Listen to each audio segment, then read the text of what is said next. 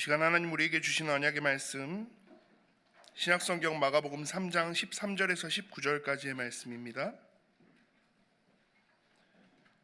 마가복음 3장 13절에서 19절까지의 말씀 제가 봉독합니다. 또 산에 오르사 자기가 원하는 자들을 부르시니 나아온지라. 이에 12를 세우셨으니 이는 자기와 함께 있게 하시고 또 보내사 전도도 하며 귀신을 내쫓는 권능도 가지게 하려 하심이러라. 이 12를 세우셨으니 시몬에게는 베드로란 이름을 더하셨고 또 세베대의 아들 야고보와 야고보의 형제 요한이니 이 둘에게는 보아너게 곧 우레의 아들이란 이름을 더하셨으며 또 안드레와 빌립과 바돌로메와 마테와 도마와 알페오의 아들 야고보와 및 다데오와 가나나인 시몬이며 또 가룟 유다니 이는 예수를 판 자더라. 아멘. 예수님이 부르신 일꾼들 제목으로 담임 목사님 말씀 주시겠습니다. 오늘 9월 첫 주일입니다.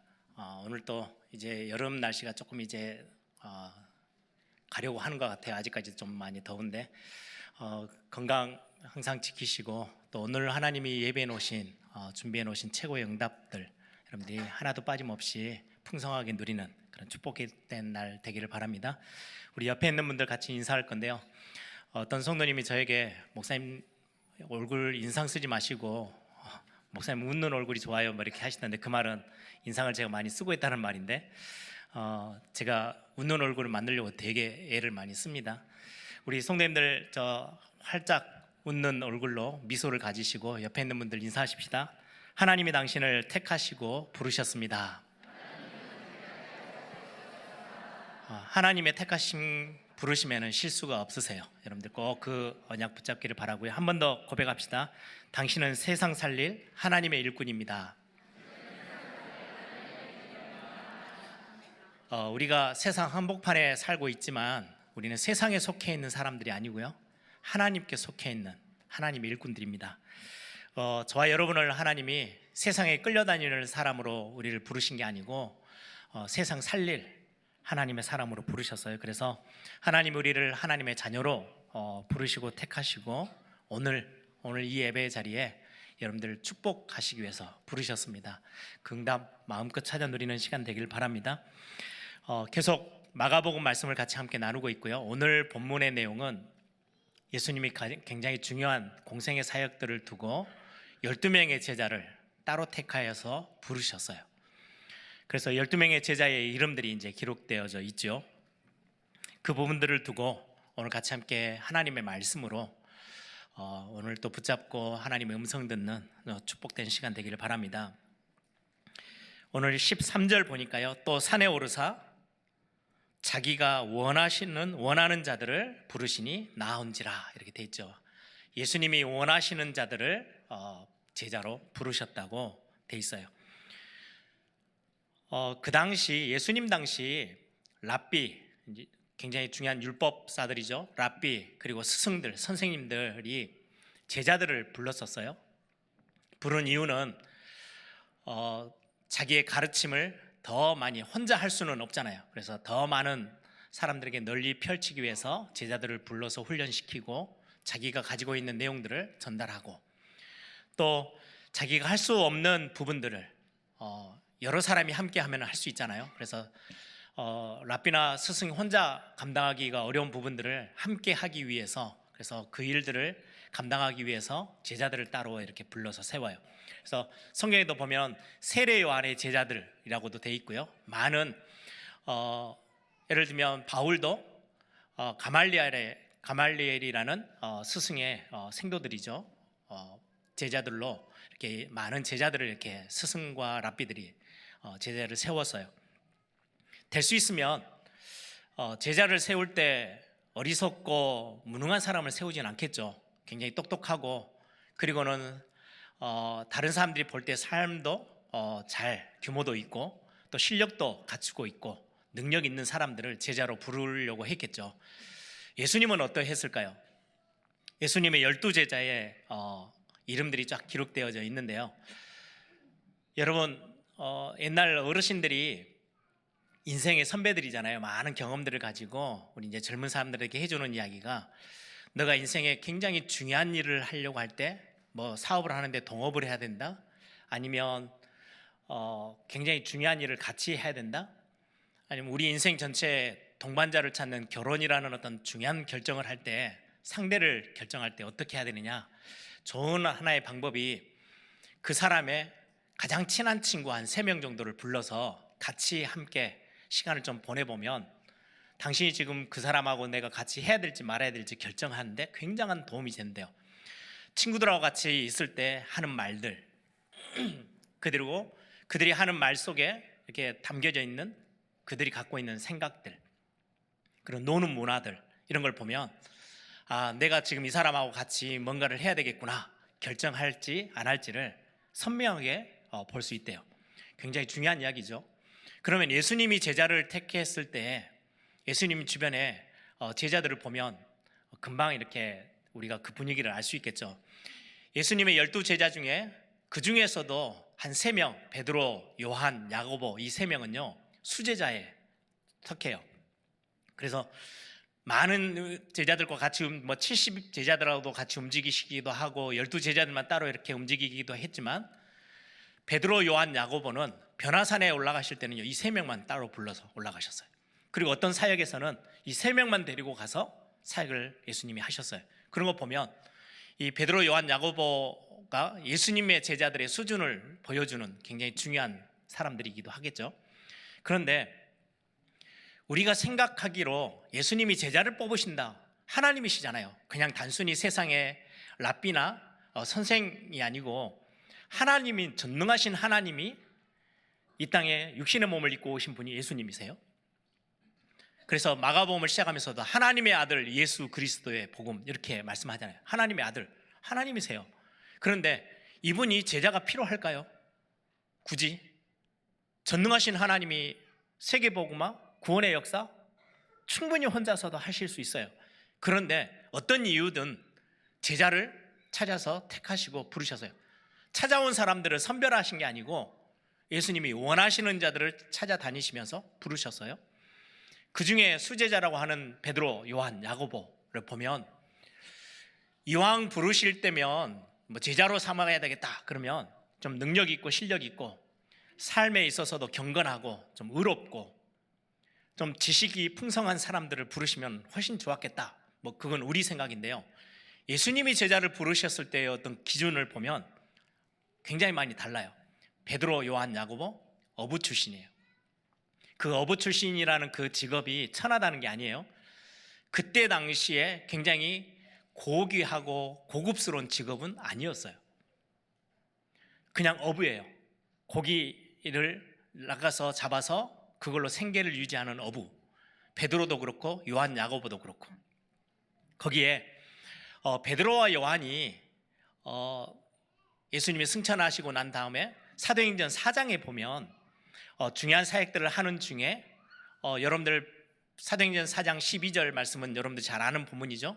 천하인간의 구원 얻을 만한 다른 이름을 우리에게 주신 적이 없다라고 베드로와 요한이 소리를 쳐서 사람들에게 이게 그 이야기를 하니까 사도행전 4장 13절에 뭐라고 됐냐니까 수많은 옆에 있는 종교 지도자들 뿐만 아니라 옆에 있는 많은 사람들이 그 말하는 것을 보고 학문 없는 사람들인데 왜 저렇게 멋진 말을 하지?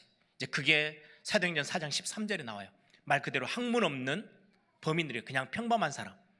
학문이 뛰어난 사람이 아니에요. 지금으로 말하면 그렇게 썩 지혜롭고 아주 학식이 뛰어난 사람이 아니고 무식쟁이일 건데 어떻게 저런 말을 하지? 이제 그런 뉘앙스죠. 베드로와 요한의 수준을 성경에서는 그렇게 이제 표현하고 있어요. 굉장히 뛰어난 인물이 아니라는 거죠. 그리고는 그 밑에 또 다른 제자들이 나오는데요. 제가 신학교 다니면서 전에도 한번 몇 번 말씀드렸는데 이제 신학교에서는 이제 원어 공부를 해요. 히브리어를 가지고 성경 한두 권을 택해서 몇 장 정도를 원어로 이제 하는데 저는 거의 이렇게 눈을 감았어요. 근데 히브리어가 너무 어렵더라고요. 헬라어는 그래도 꽤 오랜 동안 학교에서 이렇게 공부를 했기 때문에 이제 헬라어를 가지고 공부를 해요. 로마서, 그리고 요한일서, 그 베드로후서. 그래서 로마서는 바울이 쓴 서신이고 요한일서는 사도 요한이 기록한 거예요. 그 베드로후서는 베드로가 기록했죠. 서로 이렇게 느껴보는 게 있어요. 이렇게 잘은 모르지만 헬라어를 가지고 언어를 가지고 공부하면 지금 번역 성경보다 훨씬 색깔이 뚜렷해요. 로마서는 단어가 굉장히 수준이 높아요. 어려운 단어를 썼어요. 그런데 이제 학생인 우리가 해석해서 시험 보기에는 조금 그래도 수월해요. 왜냐니까 주어가 있어야 될 자리에 항상 주어가 있어요. 문장을 쓰는데 동사가 있어야 될 자리에 항상 동사가 있어요. 그러다 보니까 헷갈리질 않는 거예요. 요한일서를 공부할 때는요, 되게 단순하고 순수하고 좀 따뜻한 사랑이라는 단어가 굉장히 많이 나오는, 그래서 항상 사도 요한은 예수님의 무릎을 베개 삼아서 누워있던 그런 성화의 그림들을 보면 요한은 좀 그런 사람인가 보다 이렇게 느껴지고요. 베드로후서를 공부하면서 신학생들이 다 하나같이 하는 말이 베드로 좀 공부 좀 해가지고 오지. 왜냐니까 주어가 여기에 있다가 그 다음 문장에는 저리 갔다가 동사가 왔다 갔다 해요. 그러니까 우리 같은 경우는 우리가 쓰는 말이 아니고 성경에 기록된 말을 가지고 번역해서 이렇게 기록해야 되니까요, 정말로 어렵더라고요. 단어가 어려운 게 아니에요. 문장 자체가 딱 규모가 있지 않아요. 중구난방이에요. 그래서 학생들이 전부 다 불평불만을 막 입에 이렇게 토해냈던 기억이 있어요. 그 정도로 학식이 뛰어난 사람은 아니었어요. 그럼 예수님이 제자들을 삼으실 때 기준이 뭘까요? 수제자들의 지금 수준이 딱 이러한데요. 그 밑에를 또 보세요. 오늘 본문에 보시면 17절, 또 세베대의 아들 야고보, 그리고 야고보의 형제 요한. 그러면 요한과 야고보는 형제지간이라는 걸 알 수 있죠. 형 동생이에요. 이들에게는 예수님이 별명을 하나 붙여줬어요. 우레의 아들. 다른 말로 표현하면요, 천둥의 아들. 그래서 어떤 학자들은 요한과 야고보의 목소리가 천둥 소리처럼 엄청 큰 사람, 목소리 큰 사람 있잖아요. 한번 소리 내면 작게 말한다 하는데 엄청 쩌렁쩌렁하고 그런 사람이었을 거다. 그래서 예수님이 우레의 아들, 천둥의 아들이라고 별명을 붙였을 거다라고도 하고요. 다른 성경들을 이렇게 비교해서 보면 그냥 목소리만 큰 게 아니고요, 굉장히 화가 많은 사람, 굉장히 격한 사람. 어떤 의미냐면요, 성경에 보시면 12제자들 중에 예수님을 두 사람이, 야곱하고 요한이 찾아와요. 형제죠. 와가지고 예수님한테 말을 해요. 다른 제자들 다 있는데 나중에 예수님이 하늘나라 보좌에 탁 가시면 우리를 오른쪽에 왼쪽에 탁 앉히시면 어떻겠습니까? 우리 그렇게 앉고 싶습니다. 굉장히 자리도 탐하고 뭔가 그런 어떤 그에 굉장히 욕심도 많았던 사람들로 성경에서는 비춰져요.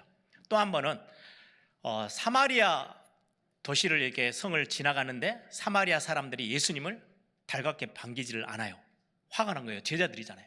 그래서 예수님께 말을 해요. 예수님, 하늘 문을 열어서 하늘에서 불을 떨어뜨려 가지고 이 사마리아 사람들 다 죽여버리십시오. 이게 요한, 야고보의 수준이고 그의 성격이에요.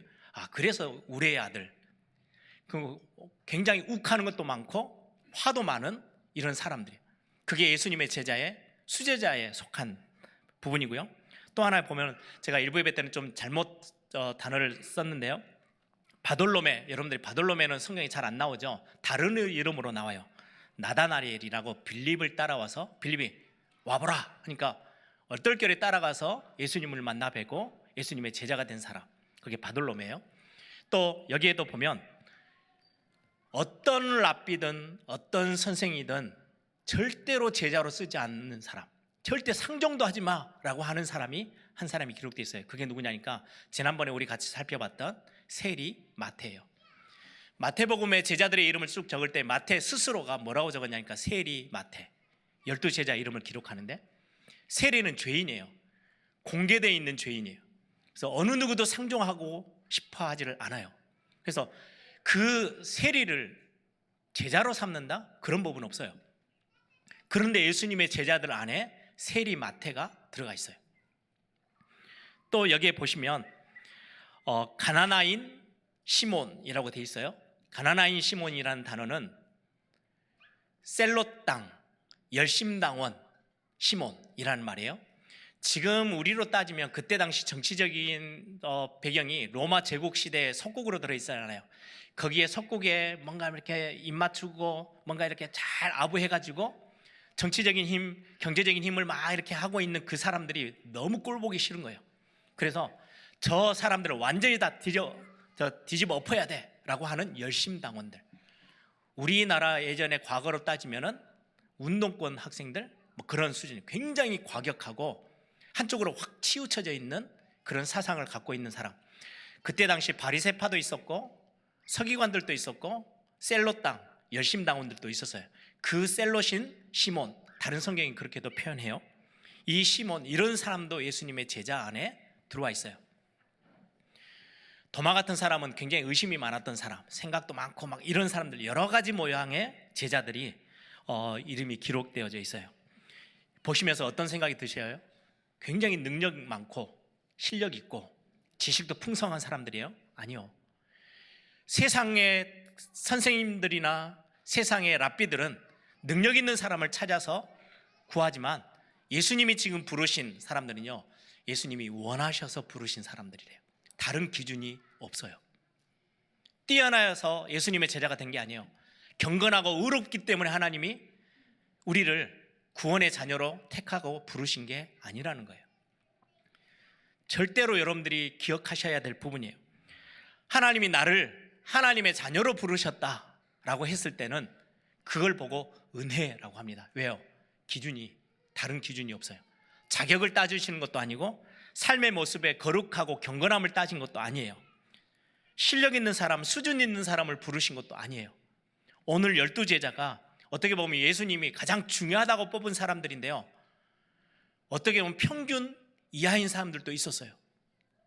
이렇게 이런저런 뭔가에 실력이 있고 경험 많고 재능이 있고 능력 있는 사람, 실력 있는 사람을 뽑으신 게 아니고 하나님이 그냥 저와 여러분을 이뻐 보셔서 원하셔서 함께 하고 싶어서 부르셨다라고 성경은 우리에게 말씀하고 있어요. 어떤 다른 모습, 세상의 기준 삼지 않으시고 그 어떤 것도 자격이나 수준을 논하지 아니하시고 저와 여러분을 택하여 부르셨어요. 저는 오늘 메시지 이렇게 정리 마무리하면서 그래서 내가 오늘 이 자리에 서 있을 수 있지라고 진짜 감사하게 되더라고요. 내 모습 가지고는 어디에다도 내밀 수 없는데 그걸 따지셨다면 예수님이 우리를 부르셨을까? 하나님이 나를 택하시고 부르셨을까? 하나님의 택하시고 부르시면 실수가 아니에요. 갑자기 떨이로 왕창 이렇게 부르던 중에 얼떨결에 저와 여러분이 끼어 들어온 게 아니고 한 사람 한 사람을 부르셨는데 원하시는 사람들만을 부르시고 일꾼 삼으신대요. 얼마나 감사한지요. 그걸 보고 은혜라고 합니다. 이렇게 부르시고 이 제자들을 택하시고 나서 부르시고 나서는 이 일꾼들에게 일을 맡기셨어요. 그 내용이 오늘 본문에 나옵니다. 부르신 후에 맡기신 일들 14절 15절 보세요. 이에 12를 세우셨으니 이는 자기와 함께 있게 하시고 또 보내사 전도도 하며 귀신을 내쫓는 권능도 가지게 하려 하심이로라. 좀 복잡하게 설명되어 있는 거 좀 선명하게 딱 보여지진 않아요. 근데 마태복음으로 가시면 굉장히 선명하게 이 부분들을 어떤 일들을 맡기셨는지를 우리는 확인할 수 있어요. 마태복음 10장 8절 앞에 부분이기 때문에 찾으실 수 있는 분들은 한번 찾아서 보세요. 마태복음 10장 8절에 이렇게 기록되어 있어요. 병든 자를 고치며 12제자들을 택하시고 나서 그들에게 맡기신 일이에요. 병든 자들을 고쳐라. 죽은 자들을 살리며 나병 환자를 깨끗하게 하며 귀신을 쫓아내라. 이게 예수님이 제자를 부르시고 수준이 굉장히 높은 사람들이 아니에요. 너무나도 평범한 어떻게 보면 수준을 따지지 않고 부르신 제자들을 두고 곧바로 한 3년 내내 일을 시켜놓고 훈련시켜가지고 내보내는 것도 아니고요. 부르시자마자 맡기신 일이 그거예요. 병든 자들을 고쳐라. 죽은 자를 살려내래요. 나병 환자를 깨끗하게 하고 우리의 육신의 영역이 아니에요. 영적인 세계, 흑암 세력, 귀신을 내쫓도록 말하셔서요. 귀신을 내쫓아라. 이건 누가 할 수 있어요? 아무도 할 수 없어요. 예수님 말고는 할 수 있는 일이 아니에요. 얼마나 훌륭하면, 얼마나 경건하게 살았으면 귀신을 내쫓고 죽은 자를 살리고 나병 환자를 깨끗하게 할 수 있을까요? 여러분, 예수님의 제자 중에 나중에 예수님을 승천하시고 나서 예수님을 만난 바울, 굉장한 지식인이죠. 바울이 죽은 자를 살리고 바울의 실력을 가지고 나병 환자를 고치고 귀신을 내어쳐 줄 수 있어요? 없어요. 이 땅에는 그 일을 할 수 있는 사람 단 한 명도 없어요. 그게 굉장히 우리에게 주는 메시지가 커요. 이 일을 할 수 있는 사람 단 한 명도 없어요. 우리가 교회에서 직분을 받아서 일을 하시는 분들, 그리고 교회 안에 구원받아서 우리가 하나님의 자녀됐다, 이것 때문에 감사하며 오늘 또 예배하고 있는 우리 모든 성도님들, 앞에 서서 중요한 사역을 감당하고 있는 사역자들이 정말 많이 오해하는 부분이 이 부분이에요. 하나님이 원하셔서 우리에게 맡기시는 일은 교회를 세우고 이 땅 가운데 죽은 영혼들을 살려내고 정말 병든 자들, 어려운 사람들을 돌보고 그들을 치유하고 그리고는 하나님의 나라를 펼쳐나가는 이 일은 우리의 실력으로, 우리의 능력으로는요 단 한 명도 그 일을 감당할 수 없어요. 병든 자들을 고쳐라, 죽은 자를 살려내라, 나병 환자를 깨끗하게 해라, 귀신을 쫓아내라, 이 땅에 있는 어떤 사람이 이 일을 할 수 있어요? 없어요. 그런데 부르시자마자 이 일을 예수님이 맡기시는 거예요. 우리 많은 직분자들이 또 사역자들이 착각할 때가 많이 있어요. 내가 갖고 있는 재능이 이러이러해, 나는 이런 많은 경험이 쌓여 있어, 난 이런 실력이 있고, 나는 이런 나름대로의 능력이 있어, 그래서 교회에서 나를 일꾼으로 부르고 직분을 세워서 이런 일들을 맡기는구나, 내가 가서 좀 해볼까? 교회가 좀 필요하다고 하니까, 예수님이, 하나님이 나를 필요로 하시니까 내가 가서 헌신해야 되고 봉사해야 되겠다. 착각 중에 최고의 착각이에요. 우리의 실력과 우리가 갖고 있는 재능, 우리가 갖고 있는 것들로는 하나님이 원하시는 일을 단 하나도 해낼 수 있는 사람이 없어요. 하나님이 하실 일이 너무 많은데 혼자 다 못 하시겠어. 그래서 내가 이 일을 맡길 일꾼들을 좀 찾아서 능력 있는 사람들 좀 찾아내야 되겠다, 그렇게 해서 우리를 부르신 거예요? 아니에요. 하나님께서 너무 이 땅에 전체를 인도해 하시고 끌고 나가시는 일이 너무 많고 못하고 있는 일들이 너무 많아서 우리를 대신해서 부르신 거예요? 아니에요. 많은 일꾼들이 그렇게 생각하는 경우가 많이 있어요. 내가 갖고 있는 이 재능을 교회에서 필요로 하는구나, 이게 좀 쓸모가 있으니까 교회에서 나를 부르는구나, 하나님이 나를 그래서 직분자로 부르고 사역자로 불렀구나. 아니에요. 여러분들 한번 비교를 해보세요. 맞는 예일지는 모르겠지만 결혼해서 부부가 이제 막 열심히 살았어요. 그러다 보니까 집도 좀 커지고 집 안팎으로 할 일들이 정말 많아졌어요.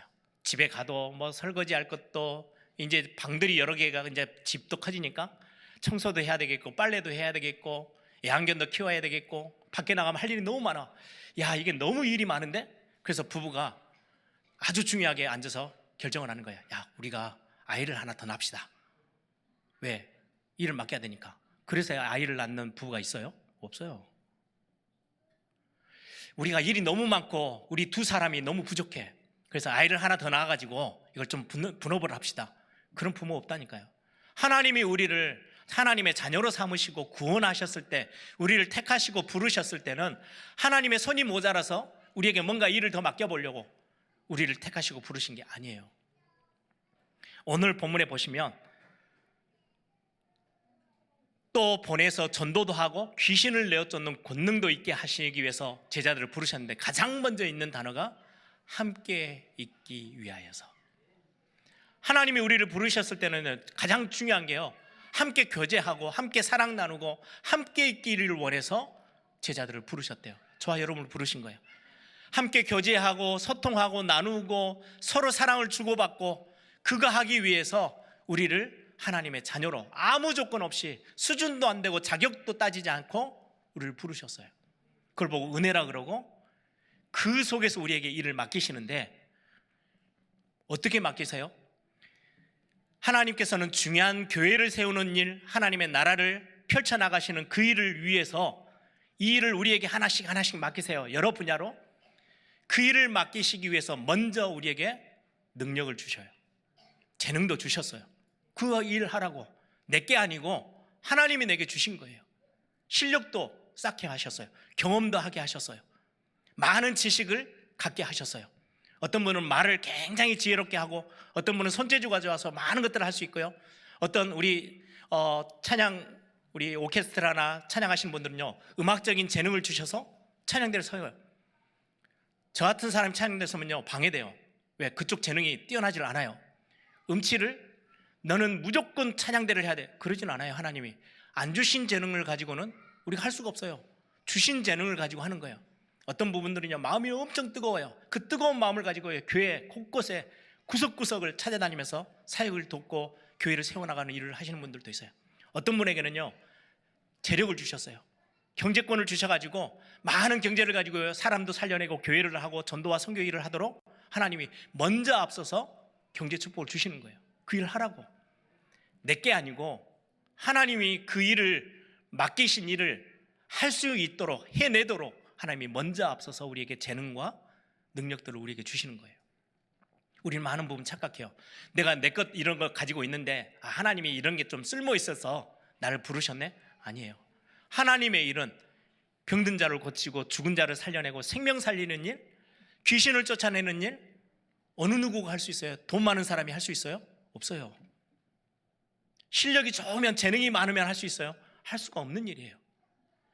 그런데 이 일을 할 수 있도록 먼저 우리에게 능력도 주시고 권능도 주시고 하나님의 자녀된 권세 주셔서 이 일을 우리에게 맡기신 거예요. 우리는 말씀을 잘 기억해야 해요. 마태복음 28장 18절에서 20절에 보시면 하늘과 땅의 모든 권세를 내게 주셨으니, 내게 주셨다는 말은 누구를 말해요? 예수님을 말해요. 하늘과 땅의 모든 권세가 예수님께 있는데 그 예수님이 우리에게 하신 말씀이에요. 내가 세상 끝날까지 너희와 항상 함께 있을 거야. 내가 너와 함께 있을 거야. 너 연약하지, 능력 없지. 그런데 능력 있는 일을 내가 맡기고, 하나님의 일을 맡기고, 교회 세우는 일을 맡기고, 하나님 나라를 펼쳐나가는 일을 하도록 일을 맡겨놓고 그걸 능히 감당할 수 있도록 내가 거저 공짜로, 은혜로 너에게 모든 재능과 실력과 능력과 지식과 경험들을 다 쌓게 할 거야. 그래서 아까 우리가 읽었던 마태복음 10장 8절의 후반절에 보시면 병든 자도 고치고 죽은 자도 살려내고 나병한 자도 깨끗하게 하고, 그리고는 귀신도 내어쫓는데 그 뒤에 뭐라고 됐냐니까요. 너희가 거저 받았으니 거저 줘라. 우리가 받은 게 내게 아니고요, 하나님의 일을 맡기시고 놓고 그 일을 능히 감당하도록 우리에게 거저 주신 거래요. 우리에게 있는 재능도 거저 주셨어요. 왜? 교회 세우고 하나님 나라 복음 사역, 전도와 선교, 후대 마음껏 살리도록. 어떨 때는 산업인들에게는 산업을 축복하세요. 건강을 축복하세요. 어떤 분들에게는요, 굉장한 지식적인 어떤 많은 머리를 주셔서 많은 지식을 얻게 하세요. 굉장히 몸이 건강하게 하셔서 열심히 뛰도록도 하세요. 손을 굉장히 부지런하게 하셔서 손재주가 좋아서요, 이것저것 만지는 것마다 다 살려내.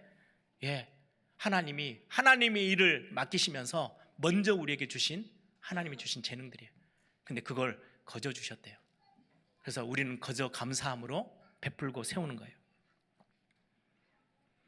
나의 연약함 아셔요. 그래서 세상 끝날까지 내가 너와 함께 있을게, 그 약속대로 성령 하나님이 우리와 함께 계시면서 우리에게 이 재능들을 가지고 마음껏 교회 세우고, 우리가 갖고 있는 실력과 경험과 우리가 내 손에 쥐고 있는 하나님이 주신 것들을 가지고 마음껏 생명운동하라고, 마음껏 영적인 많은 응답들을 찾아내라고 우리에게 주신 것들이에요. 그래서 여러분들 기억하시기 바랍니다. 내게 주신 거, 이거는 하나님이 내게 하나님의 일을 마음껏 하라고 거저 내게 먼저 주신 것들이에요. 그래서 여러분들 교사로 뛰시는 분들, 여러분들이 뭔가 능력이 많으니까 맡긴 게 아니고요, 그 일을 할 수 있도록 먼저 하나님이 여러분들에게 그런 재능과 뭔가 마음들을 주셨어요. 여러분들에게 많은 달란트, 그것 가지고 하나님 섬기라고, 하나님의 일들, 맡기진 일들을 감당하라고. 그래서 중요한 어떤 복음 운동을 위한 많은 사역들 중에 너무 많이 막 제가 못하면 빼지 마세요. 여러분들에게 재능이 있는 부분들은 마음껏 여러분들이 그거 가지고 거저 받았으니까 여러분들이 우리 같이 함께 뛰는 거예요. 제가 예전에 저도 착각할 때가 참 많이 있었어요. 신학교 다니면서 선교단체에서 같이 일을 하고 교회에서 사역을 하는데요, 제 마음속에 이 일은 내가 아니면 못하네, 내가 이 일에서 빠져나가면 안 돼, 내가 굉장히 중요한 일을 맡고 있어. 진짜 착각 중에 착각을 한 거예요. 내가 없으면 하나님의 일이 멈춰요? 아니요. 나보다 더 뛰어난 능력, 하나님이 재능 주신 사람들요, 언제든지 부르셔서 그 자리에 세울 수 있어요. 내가 그 자리에 세움을 받고 그 일을 맡고 있는 게 감사하지, 내가 뭔가 대단한 능력이 있어서 내가 있으면 되고 내가 빠지면 안 되는 거, 그런 일이 없어요, 하나님의 일에는. 그래서 엄청난 능력자든 베드로처럼 어부고 아무 지식이 없는 사람이든 상관이 없는 거예요, 하나님의 일에서. 누구를 불러도 하나님은 그 일을 할 수 있도록 먼저 은혜 주시고, 먼저 능력 주시고, 힘 주시고, 그 일을 맡기시는 거기 때문에 누가 서도 괜찮아요. 그래서 교회를 하다면 내가 이 자리에서 빠지면 일이 안 될 건데, 정말로 모르는 일이에요. 하나님은 그냥 길거리에 사람이 필요 없다, 길거리에 돌을 들어서라도 하나님을 찬양하게 만드신대요. 그게 하나님의 방법이에요. 거저 주셨으니 거저 내가 하나님 앞에 감사함으로 하나님의 일에 심부름하는 거, 굉장히 중요한 영적인 부분이에요.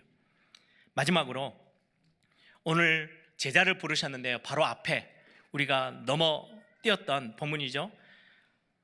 7절부터 12절에 보시면 여기에 물이라는 단어가 나와요. 7절을 보세요. 예수께서 제자들과 함께 바다로 물러가시니 갈릴리에서 큰 무리가 따르며, 8절에도 중반 하반절에 보면 많은 무리가 그가 하신 큰 일을 듣고 나오는지라. 9절에 예수께서 무리가 에워싸는 것을 피하기 위하여 작은 배를 대기하도록 제자들에게 명하셨으니, 10절 이는 많은 사람을 고치셨으므로 병으로 고생하는 자들이 예수를 만지고자 하여 몰려왔음이라. 이게 무리예요. 무리와 제자는 달라요. 무리는요, 예수님 설교를 들어보니까 괜찮네, 꽤 내가 얻을 게 많어, 은혜도 되네, 가보자, 가요. 그리고는 설교가 끝나면 잘 들었네 하고 집으로 다시 자기 원래 삶으로 가는 거예요. 내가 뭔가 문제가 있어요. 이 문제를 해결받기 위해서 막 예수님을 어떻게든지 만져보고 가까이 가려고 막 애를 써요. 그럼 문제가 해결돼요. 감사합니다 하고 자기의 원래 또 모습의 자리로 가요. 배가 고파요. 예수님이 보리떡 5개, 물고기 2마리로 배를 불려주셨어요. 이제 배부르니까 예수님 따라가는 거 좋잖아요. 따라가면 배부를 수 있어. 그러니까 배부르면 또 자기 집으로 가는 거예요. 그게 무리예요. 제자는 달라요. 제자는요, 그 스승이 가르치는 그 내용을 그대로 가지고 전달하는 거예요. 다른 걸 말하는 것도 아니에요. 스승이 말하는 그걸 그대로 숙지하고 그걸 전달하는 사람이 제자고, 그리고는 그 가르침대로 살려고 예를 쓰는 게 제자예요. 그리고는 여러분들 제자 아시죠? 스승과 제자. 스승을 참 존경하면 닮아가요. 예전에 예수님 당시 때도요, 어떤 유명한 랍비가 있다 그러면 길거리 가면 저 사람이 누구 제자인지 아는 거예요. 왜요? 옷이 다 똑같아. 같은 옷을 다 입고 다녀. 사도 바울이 그 전에는 가말리엘의 제자, 그러면은 가말리엘 선생님 맡고 있는 그 옷들을, 비슷한 옷들을 제자들이 다 입고 다녀요. 그래서 길거리 가면 누구 제자인지를 다 아는 거예요. 뿐만 아니라 여러분들 많이 존경하게 되면요, 말투도 따라가요. 그리고 걸음걸이도 비슷해져요. 예전에 제가 신학교 다닐 때 신기하다고 생각했던 게 있어요. 나는 안 그래야지 라고 생각했던 부분 중에 하나인데, 예전에 여의도 순복음교회 조용기 목사님이 설교를 하시면 그 밑에 전도사님들까지, 부목사, 전도사님 목소리가 똑같아요. 제스처도 똑같아요.